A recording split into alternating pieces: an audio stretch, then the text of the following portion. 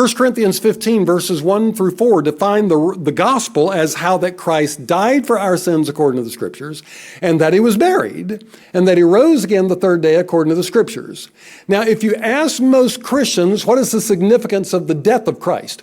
I think most Christians could tell you, well, he died in my place so that I wouldn't have to pay that penalty. He paid that penalty for me when he died in my place as a substitute sacrifice for me. I think most Christians would get that. If you ask most Christians, what is the significance of the resurrection of Christ? I think most Christians would understand that, well, Christ's resurrection is a preview of our resurrection, and it's also a proof of our resurrection. And so I think most Christians would get that. But if you ask most Christians, what's the significance of the burial of Christ? I think they would have a hard time with that one. So tonight, I want to share that with you, and the burial, it's sandwiched right in there between the death and the resurrection. And so I'd like to share with you why I believe the burial is so crucial to the gospel story. And the reason is this: the burial proves his death and his resurrection. All the details of the burial story confound the skeptics' theories about how he didn't really die or he didn't really rise again. But all of those details of the burial debunk the skeptics' criticisms. First of all, the burial of Christ was unusual. Romans did not normally take down the bodies of their crucified victims.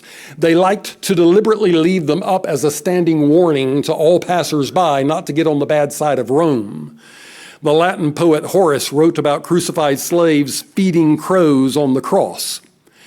And then if a crucified person did get taken down, that body was not honored with an expensive funeral. It was tossed like garbage into the Jerusalem city dump in the Valley of Hinnom, where it was ravaged by scavengers and vermin.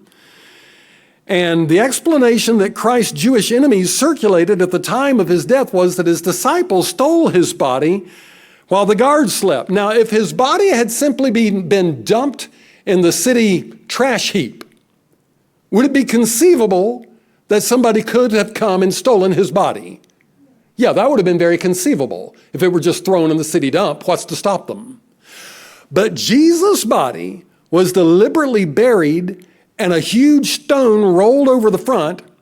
And the Pharisees and Sadducees said, we want a guard to make sure that nobody steals his body.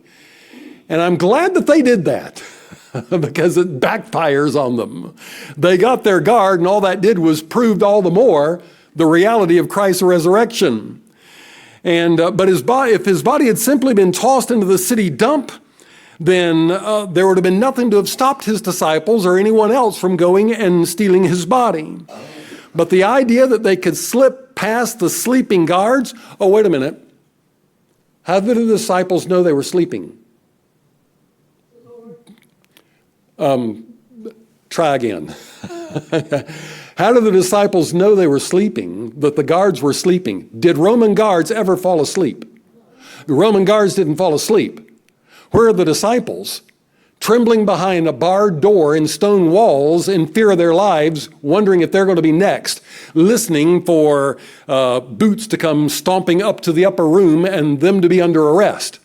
So how did they find out? How are they supposed to know that the idea that they came in while the guards were sleeping?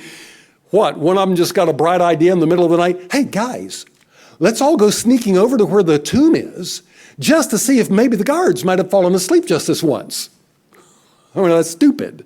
That's not going to happen. That's crazy. And so right there, the story's already messed up. And then what? Once they get there and they find that of all times, the guards happened to fall asleep this once, they push their luck, they tiptoe past the sleeping guards, and with wedges and crowbars, they push the burial stone back, and the guards never hear a peep. And they go in and they pull Jesus' body out, and they slip away, and officers Curly, Moe, and Harry just sleep through the whole thing. Is that what we're supposed to believe? That's pretty desperate, right? And afterwards, the disciples are willing to die for their witness of the resurrection. Now, Might somebody be willing to die for a false thing if he believes that it's true? Yeah. People will die for something that's not true if they really think it is. Are they going to die for something that they know is a lie? No, that's not reasonable. That's not realistic. And but that was the original scam that the Sadducees paid for and the Roman guards spread for them. And that would have only been believable to people who had already made up their minds to believe anything, no matter how silly.